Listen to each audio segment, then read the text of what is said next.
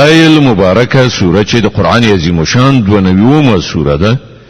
په مکه معظمه کې را نازله شوې ده 21 مبارک آیاتونه لري تلاوت او پښتو ترجمه یې لومړی آیت څخه اوري بسم الله الرحمن الرحیم د الله په نوم چې ډیر زیات مهربان پورا رحم لرونکی دی والليل إذا يغشى والنهار إذا تجلى وما خلق الذكر والأنثى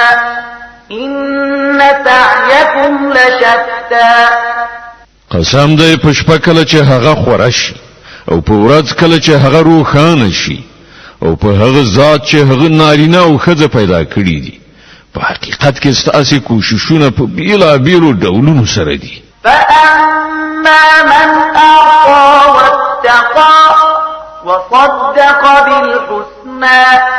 فسنيسره لليسرى نو چا چې د خدای په لار کې شتمنی ورکړه او د خدای له نافرمانی نه پرهیز وکړ او نیکی رښتینه کړه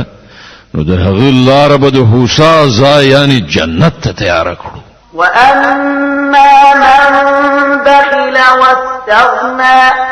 وكذب بالحسنى فسنيسره للعسرى او چا چې بخیلی وکړه او خپل خدای نه بے پروايي وکړه او نیکی دروغ وګڼله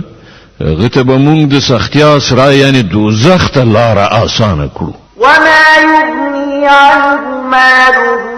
إذا تردى او خنو د هغه مال به هغه ته څه په درو خوري په هغه وخت کې چې هغه په ګور کې واچول تباشي إن علينا للهدى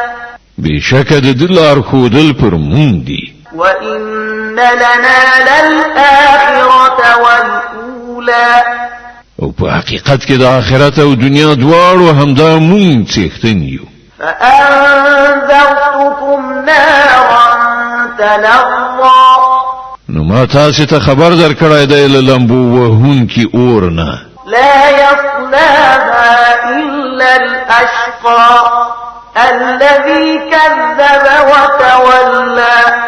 په هغه کې نسوځي مګر هغه ډیر زیات بدمرغه چې د خدای آیاتونو ته د دروغ نسبت وکړي او مخ واړوي وسيجنبها الأتقى الذي يؤتي ماله يتزكى او له هغه نه په ډډه شي هغه ډیر ښه پرهیزګار چې د سپېڅلتیا په خاطر خپل مال د حق په لار کې لګوي وما لأحد عنده من نعمة تجزى إلا ابتغاء وجه ربه الأعلى ولسوف يرضى پر هغه باندې د هیڅ احسان نشته هغه ته د هغه د بدل په ورکړه کې هغه خو یوازې د خپل لوړ پروردګار د خوښۍ لټونې د پاره دا کار کوي او مروبه هغه ترنه خوشاله شي